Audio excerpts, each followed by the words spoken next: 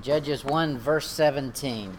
We covered a lot the last time. We finished up Joshua and began Judges. So we'll be in Judges chapter 1, verse 17.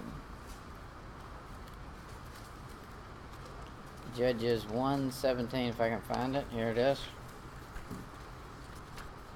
He says, Judah went with Simeon, his brother, and they slew the Canaanites that inhabited Zephath, and utterly destroyed it. And the name of the city was called Hormah. He does this a lot. He'll give you different names of cities, and as the name changes, and if it's a city that had been named one thing, you'll find it switch back and forth. Sometimes they'll call it by either name. So it's good to know those things, which city is which, so that when you see it pop up again later, you know what he's talking about. The other good thing to do is to look it up on a map. That puts a picture in your head of where it is. I didn't do that, but you can. Those help. Those are helpful things. Now, this is exactly true. He says Judah went with Simeon. This was Simeon's job to go capture this city. It was his job to take his own territory. Joshua had divided it up.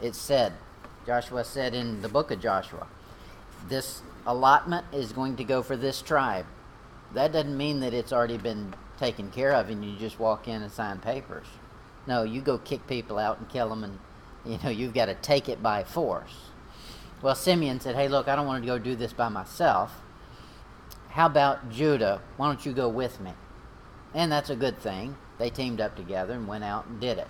In Joshua chapter 19, verse 4, we find, just like he had said, this is the allotment for Simeon. And we find Hormah, the last city on the list, in verse 4. So it is exactly as he had said. It belonged to Simeon. Judah went and helped him. They got it. But things fall apart pretty quickly thereafter. Because Judges 1 verse 23,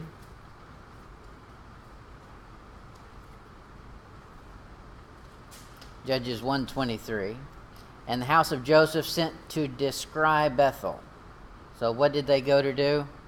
Now the name of the city before was Luz. And you'll see it called Luz quite often. Descry, that means to spy or to search out. That's not a word we use, but it is a word the Bible uses. So every now and then you'll find a word like that you have to look up and you have to figure out what it means. It's okay. There's nothing wrong with getting an education. It's not going to hurt you. Look at verse 32. But the Ashterites dwelt among the Canaanites, the inhabitants of the land, for they did not drive them out. So now a tribe of Israel is dwelling among the heathen. That's wicked. They said they couldn't drive them out. Well, they wouldn't drive them out because God said, I've given it to you. Every place the sole of your foot touches is yours to have. So if they didn't have it, it's because they chose not to get it. Now, I'm not saying it wouldn't have been hard. It may be very hard. And they may have had to team up with one of their other brothers. Get 2 or 3 tribes to go in on them. But they've not done all they could do if they've not tried. Furthermore, they've not done all they can do until they get on their knees and ask God to do it for them. You've not really done all you can do if you've not asked God to help. Now, help means just that, help. Not do it for you, help. Help means 2 of you working, not 1. The American way of help is help. I'll sit here and watch. That's not help. That's America. Okay, Judges 1:32. The law of the Mosaic system was based on faith and works, with an emphasis on the works, because it was all about what you could see and what you could do and your hands could fulfill. They're going to go in and they're going to physically take the land. Okay, they had to believe that God had given it to them, or they would do what they ended up doing. We'll just sit here and live with y'all rather than I really believe this is mine, and you're squatting on God's property, and we're going to kick you off of it. That's what they should have done. But they didn't have enough faith to really believe it. So, what always follows faith is works. If you don't have faith, you're not going to have works. Now, some people will produce works to fool you as though they have faith. That can be done, but that work won't last very long, because the hands always follow the heart. And if the heart is being deceitful, trying to fool somebody as though I'm pious and I'm religious and holy, it won't be long before the hands, without knowing it, start doing what the heart wants done. Wickedness. And that's what happened here. They lived with the Canaanites. Let's find some Bible on this. Jeremiah chapter 8, verse 3.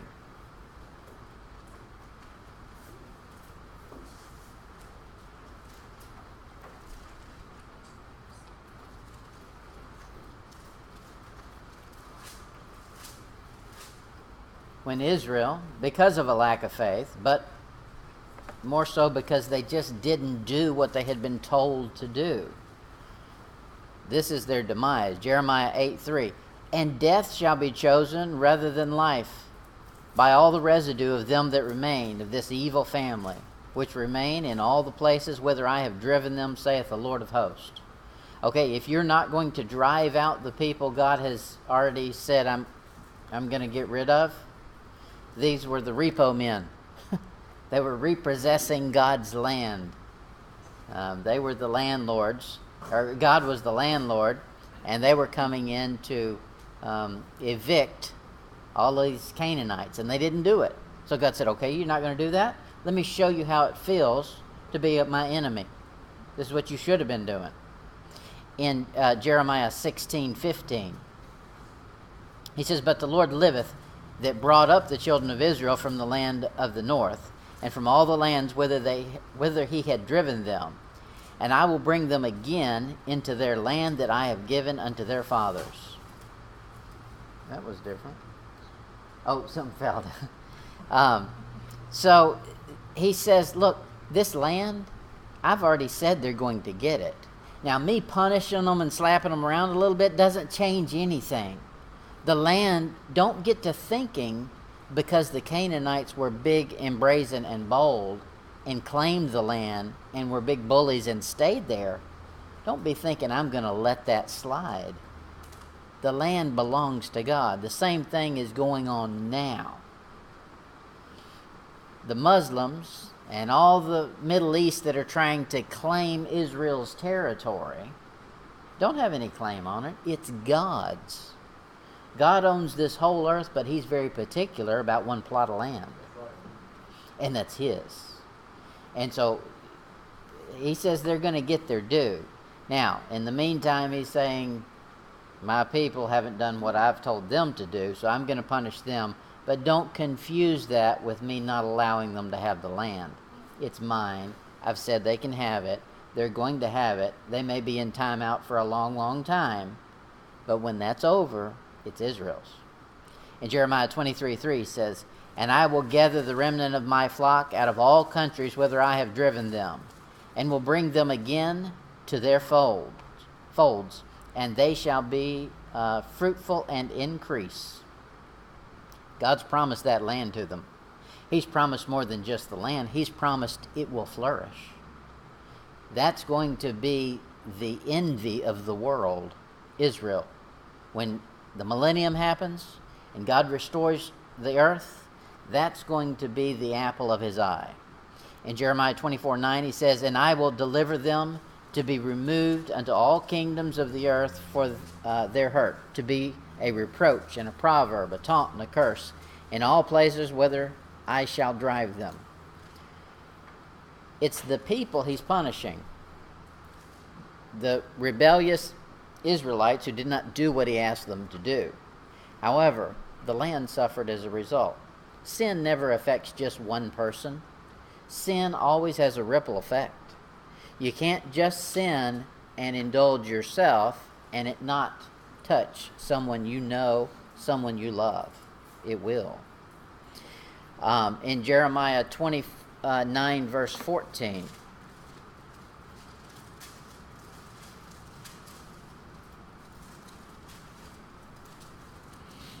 God says, look, this is only going to be temporary. I've promised something to Abraham, and because of that promise, it's going to happen. Verse 14, Jeremiah 29:14, and I will be found of you, saith the Lord, and I will turn away your captivity, and I will gather you from all nations, from all the places whither I have driven you, saith the Lord. And I will bring you again into the place hence I caused you to be carried away captive. He said, we've got something special here. And it is special. He's not promised that to anybody else.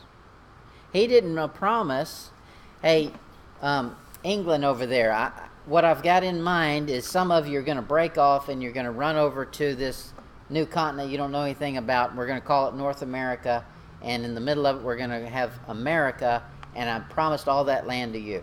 Drive out all the Indians and you can have it. God never made that promise to us.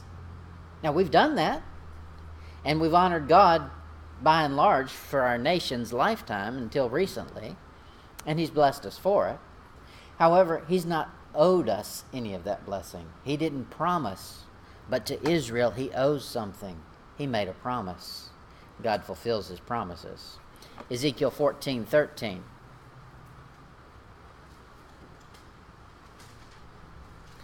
Ezekiel 14:13. He says, Son of man, when the land sinneth against me by trespassing grievously, then I will stretch out mine hand upon it, and I will break the staff of the bread thereof, and will send famine upon it, and will cut off man and beast from it. Okay, God's particular about His land. He's not destroying it so it can never reproduce. He's destroying it as a picture of something. He wants them to see, I control it. Turn to me. It's me you've made mad. And they've not done it. Daniel chapter 9, verse 7.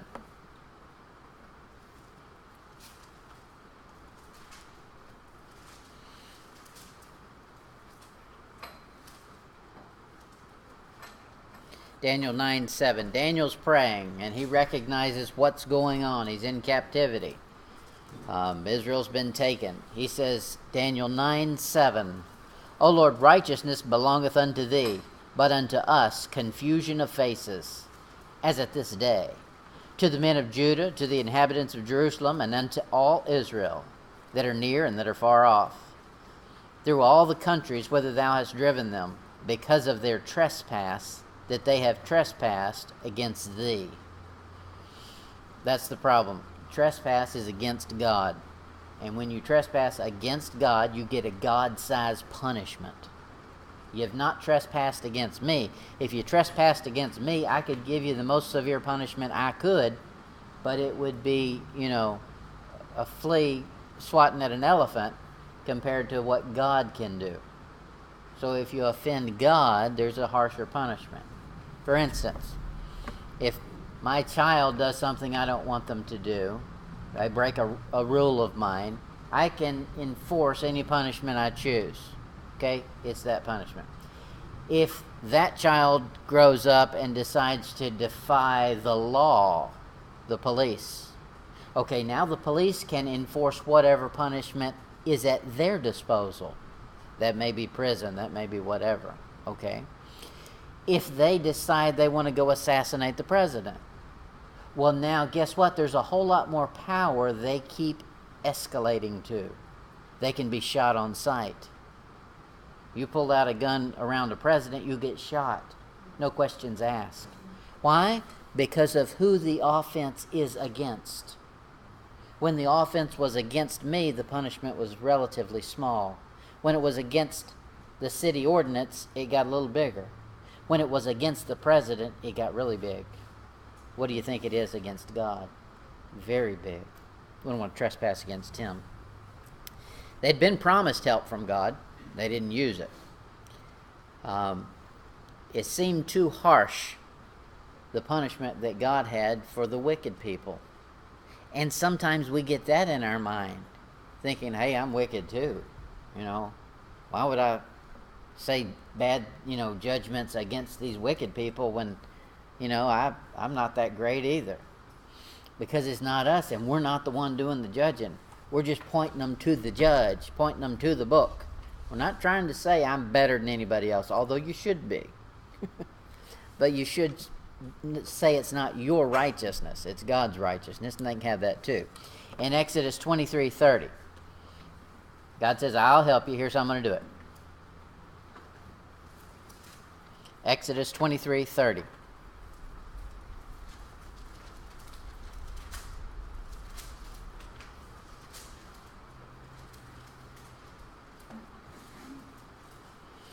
He says, by little and little I will drive them out from before thee until thou be increased and inherit the land. So, okay, here's the way we're going to do this. I'm going to let you get it just a little portion of land at a time, a little after a little. And that's good. That's good. You know what you can handle. They could handle a little bit at a time. They couldn't control. They would have been wiped out if they tried to go against all of the inhabitants of Israel when they walked in at once. But says, no, I'm not going to do it that way. We're just going to do a little bit at a time. Look at verse 33. They shall not dwell in thy land, lest they make thee sin against me. For if thou serve their gods, it will surely be a snare unto thee. That's the problem. He said, we're going to do it little by little, but don't take that to mean your buddies. That doesn't mean your buddies. That means you conquer the area you've conquered and you stay there. Don't go intermingle with them. And they started intermingling. Joshua 3:10.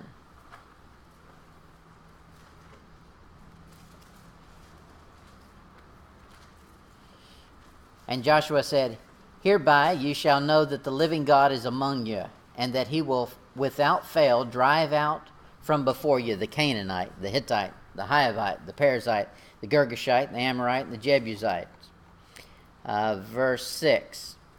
All the inhabitants of the hill country from Lebanon unto Mizraphaim, and all the Sidonians, them will I drive out from before the children of Israel, only divide thou it by lot unto Israel for an inheritance, as I have commanded thee. God says, look, did I not tell you 13:6? He said 3. Oh, yeah, 3:10 and 13:6. 13:6. That's the land that they're supposed to have. He says, I'm giving it to you, but I'm telling you, we're going to drive it out, but we're not just going to go in and do it all at once. It's going to be a little bit at a time. That's all you can handle. We'll find later on in the book of Judges, that God intended them to learn to fight. He left certain enemy in their midst so they would learn how to fight. Okay, so there was some work to it. There was some training. There was some opposition. God intends opposition in our lives. He doesn't intend everything to be perfect from our vantage point. If you've got opposition, that's a great thing. That means God's training. If everything's going hunky-dory, there's probably something wrong. You're going the wrong direction. Now, there are times, think back. Let's take this week, for example. Who saw some miraculous thing out of the Bible you've never seen before and it just blew your socks off and you were excited about it? Okay, one person. Okay, that doesn't happen all the time. 2? Okay, 2. That's not going to happen all the time.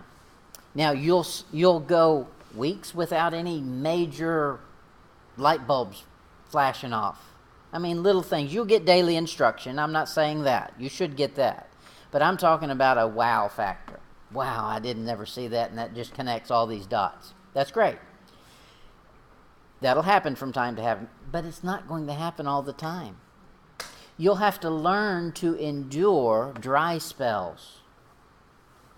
You'll have to learn to be trained, just like training for the military. They don't get to go out there and win battles all the time. A lot of it is spent doing push-ups, running around the barracks, training. A lot of the Bible is training too. A lot of times, you'll go for reading after reading after reading, and you'll get instructions, you'll get daily things that you need to look out for, but you won't get the wow thing that just makes you all excited about the Bible. And that's good, because that means there's opposition. There's something there you've got to fight through and force yourself to do.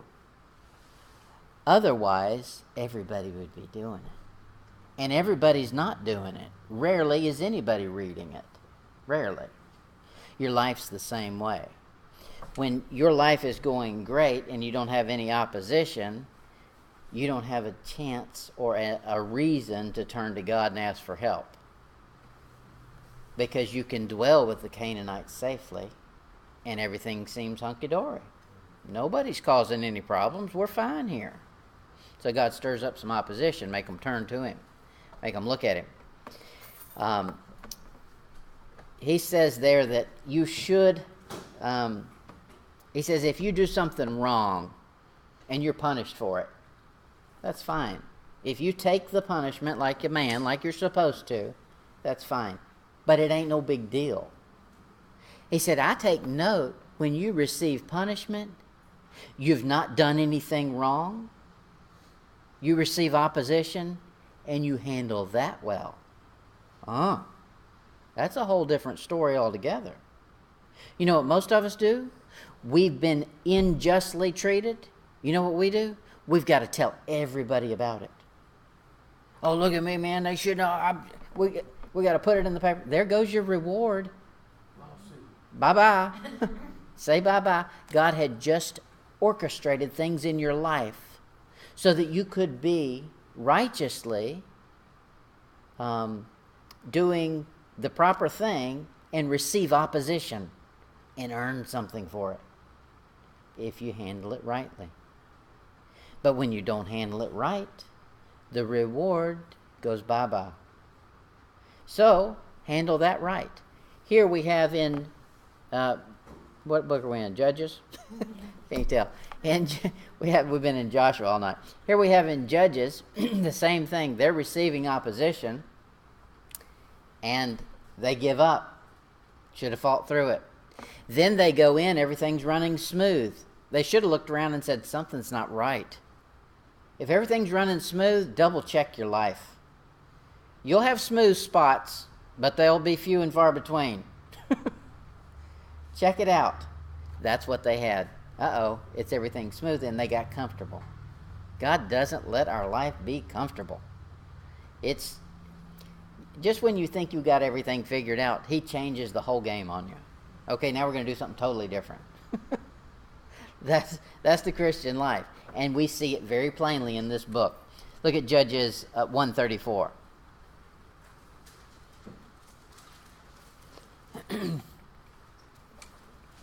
These people who were so comfortable around the enemy, suddenly the tables start to turn. The enemy is not called enemy for nothing, because they're your adversary. It's just a matter of time before they turn and bite you. You don't play with the serpent too long until you get bit, like that kid on Facebook. He was 18-year-old somewhere in South Florida, decided he was going to kiss a cottonmouth and got bit, and his whole head swelled up. Saw some stupid Yeah, there's some idiots out there. that Yeah. brought their pet snakes around their neck into the pet store. Yeah. Ugh. The same with the enemy in our lives. The world is not your friend. Now, you have to be among them, but it's for a reason, and you're to be a witness. You're to keep them from being the world they want to be. You want them to convert, because what they're going to do, just like that snake, they're going to bite. That's their nature. Here they do. Judges 1:34. And the Amorites forced the children of Dan into the mountain, for they would not suffer them to come down to the valley. Okay, so much for living amongst them. Now you'll do what they tell you to do. That's this world. This world's the same way. You're going to be, hey, look, just don't preach to us about whatever it is, the sin that we're committing that you hate. Don't preach to us about it. Let's just all get along, okay? Oh, and that'll go fine for a while. if you'll shut up. If you'll just shut up, they'll keep quiet until you're comfortable. The second you get comfortable, they'll start publishing the sin, turning the volume up, just like they did with same-sex marriage, sodomy. They wanted everybody to stay quiet about it. Just don't worry about it. Then what do? Now they've forced it on everybody. You've got to accept it. Every single thing you see has got to have some of it in there. Everything. Even though they're only 0.5% of the population of America. Okay, Disney's putting out a movie and they want to have a homosexual in there. I don't know what all that was. But I'm going to tell you the problem with that. They say it's just a reflection of society. No, it's not a reflection. I'll tell you a greater reflection of society is people with a Bible. How many Bibles do you see in it? Okay? Let's do a poll. How many people have a Bible versus how many are homosexual? Okay, let's reflect society then. They're not trying to reflect society. They're trying to push an agenda. Here, Dan's pushing an agenda. The Canaanites were actually pushing an agenda. You come in here, feel comfortable, we'll figure out what you got. We'll find when we get to 1 Samuel how they steal their weapons. That's what the world's all about. Get comfortable with me, let me take everything you've got that would harm me, and then I'm going to punish you. And that's what they're for. Okay, Israel under Joshua had won in the past. But because of the apostasy after Joshua's death, Israel becomes the loser. Exodus 33, verse 2. Exodus 33, verse 2.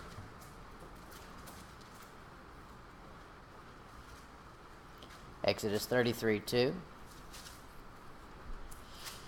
I will send an angel before thee, and I will drive out the Canaanite, the Amorite, the Hittite, Perizzite, Hivite, and the Jebusite. Ooh, that sounds good. Sign me up.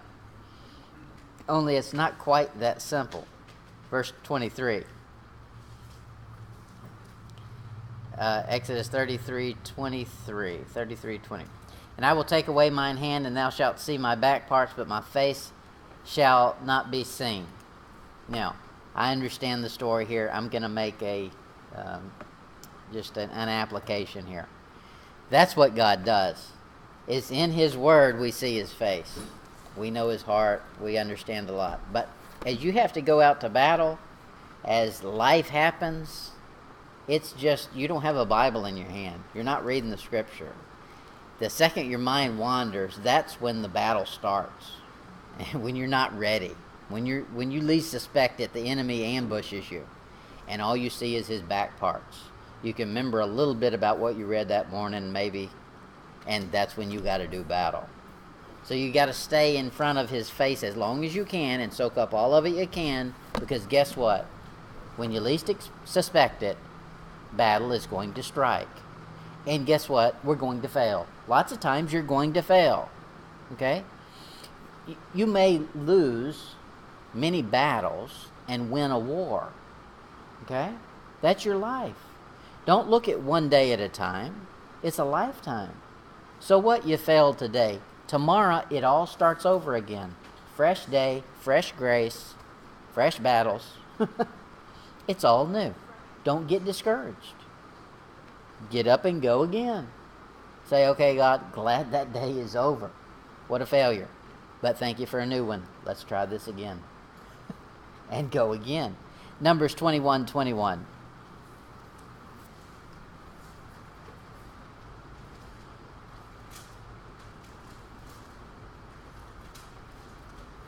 I can't read all this, but I'll give you a flavor of it.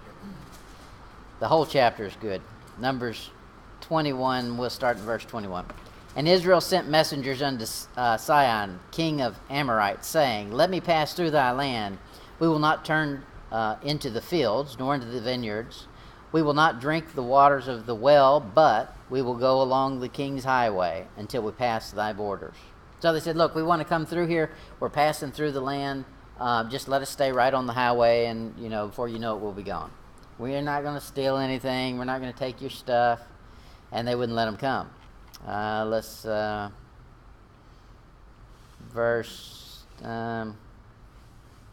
just read it, verse 22. Let me pass through thy land. We will not turn to the fields nor the vineyard. Oh, we already read that. Verse 23. And Sihon would not suffer Israel to pass through his border.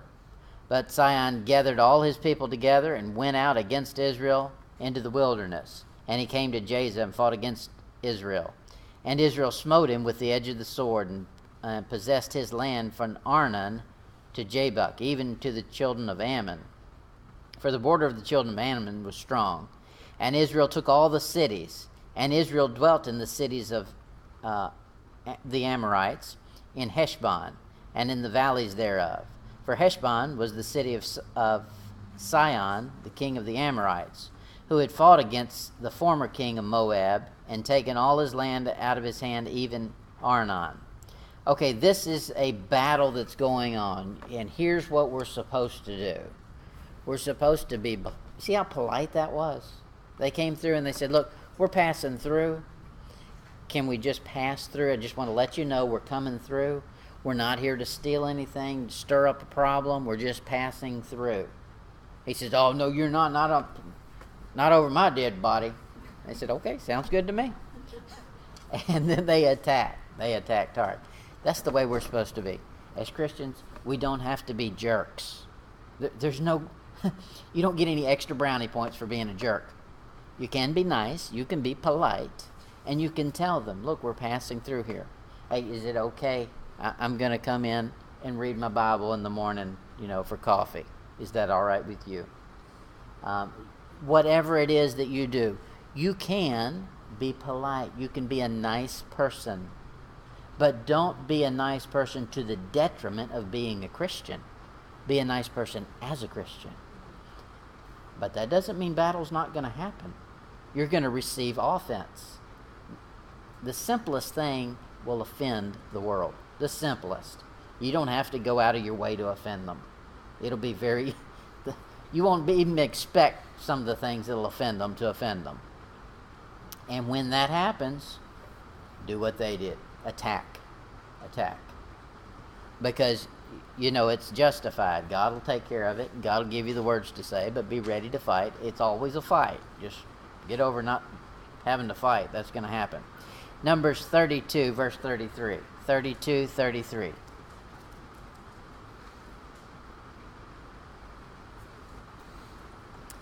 And Moses gave unto them even the children of Gad, and to the children of Reuben, and to the half-tribe of Manasseh, the son of Joseph, the kingdom of Sihon, king of the Amorites, and the kingdom of Og, king of Bashan, the land and the cities thereof, the coast, even the coast of the country round about. Okay, this ends up becoming a problem for them. This is land that is, that would be north, south, that would be east of Jordan, east of the Jordan River. And they fought for it, so to the victor go the spoils. They did battle, and it's theirs now. Now, you know what happens? These little tribes say, hey, we like it right here. Now that you've gotten rid of Og and you've gotten rid of Sihon, I like this plot right here. I could put some cows in this pasture over here. We can have some sheep over here. Put some goats up on the hill. This is a good setup. That's right. And so it kept them out of what God had promised them. By getting a little taste of victory before the real victory, they end up on the wrong side of Canaan. In Deuteronomy 1:4.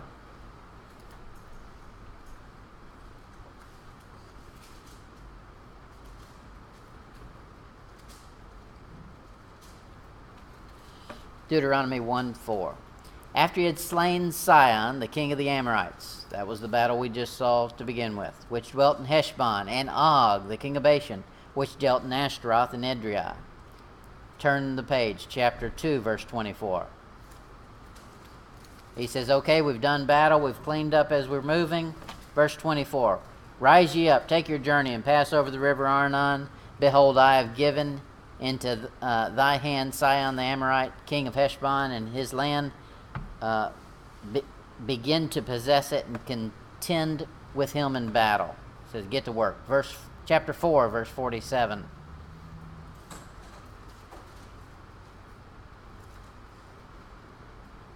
And they possessed his land, and the land of Og, king of Bashan, 2 kings of the Amorites, which were on this side of Jordan toward the sun rising. These guys are working. They are, it's one king after the next, and they are fighting. If in battle, you would think that they deserved a little break, and they deserve to enjoy some spoil. All they've done is fight. And that's us. You may have done well for a long time, and you think, okay, now I really deserve a break. What I really need right now is to sit down and enjoy some of this that I've created. Then it makes us the creator. We didn't create peace. That's something that belongs to God. Look at Joshua 9, verse 10.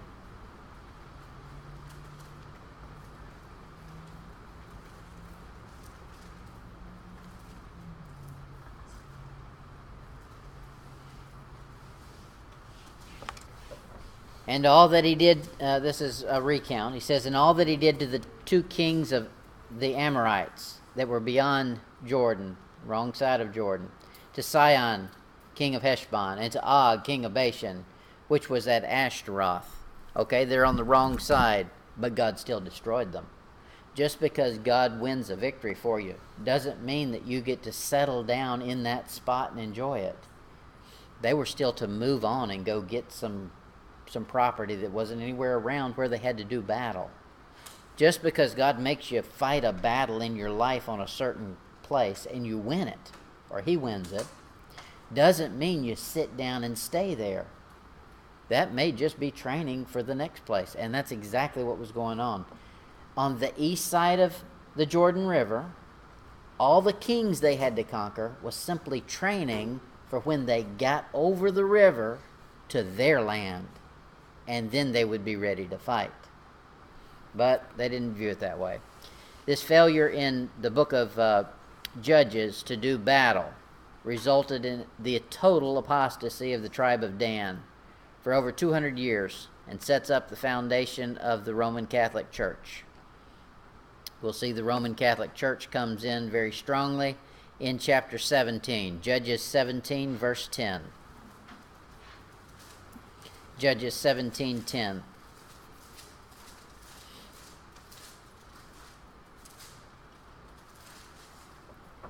Judges 17:10. This is going to deal with Dan. And Micah said unto him, dwell with me, and be unto me a father and a priest. Do we know any priests that say I'm a father? Okay. And I will give thee 10 shekels of silver by the year, and a suit of apparel, and thy victuals. So the Levite went in. The Levite was content to dwell with the man, and the young man was unto him as one of his sons. And Micah consecrated the Levite, and the young man became his priest, and was in the house of Micah. Am I saying that right? Micah? Yeah. Then said Micah, now know I the Lord will do me good, seeing I have a Levite to my priest. Okay, he says, God's got to do me good now, because I've made a priest. We've created our own religion here, and I've got the right line here. Well, that's not none of that was right. The priest wasn't supposed to be living in somebody's house. He's supposed to be on a circuit. He lives in one of the cities of refuge. In Judges chapter 18, verse 30.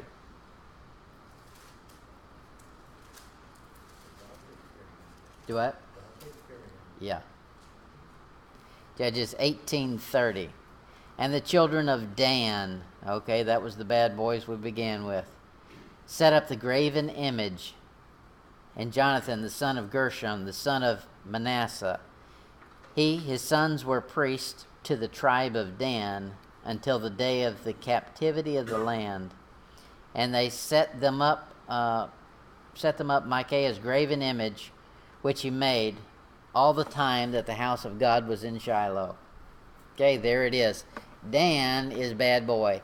He refused to do battle here in the beginning of the book. Now, tricky thing is this book is not going to go chronological.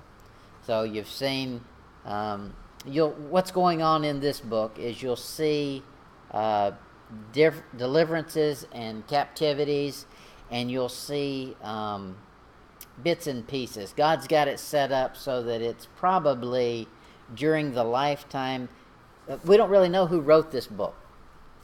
Nobody knows. There's guesses, there's speculations. It's probably Samuel. That's a good guess. Who knows? But the fact is, God set the book up. We know that for a fact. It's not chronological, because we'll get to some places. I'll show you some things that happen out of order. So because of that, we know God set the book up on purpose so that we can learn some things. So we need to learn from them. There's certain battles that strike your life, and the book of Judges is going to be the book you need to go to learn what to handle first. This Christian life is not simple. It's not simple. Just like some people, I don't know why this is such an issue. People say, okay, I want to read my Bible. Where do I read? Well, duh. Let's start at page 1, okay? And then move to page 2. I mean, this is real complicated here. If I sent you a letter, where would you read it? At the bottom? P.S. Yeah, P.S. That's right. I'll tell you. Okay, the same's going to be in this Christian life. Now, this one is not as simple, and you need to have read the Bible through once maybe to figure it out. But the book of Judges is a good picture of the church age and a good picture of our life and our struggles. And right here at the beginning, we've found we can't get comfortable with the world. That's probably the first lesson. If you're going to be a true follower of Christ, that's the first lesson you've got to learn. Don't get comfortable with the world. You cannot. Now, you've got to be amongst them. The world's only going to be cast out little by little. But you can't get comfortable. Or else you become Dan. The world starts running you. And that's the first lesson that applies to us in this book. And we'll see as we go through, the lessons build. And I think they're probably designed on purpose this way, because I don't see any other reason for the layout of the book. I think it's laid out so we can learn how our life develops. The lessons we have to learn one after the next. All right, that's enough for tonight, and we'll pick up in Judges chapter 2 next week.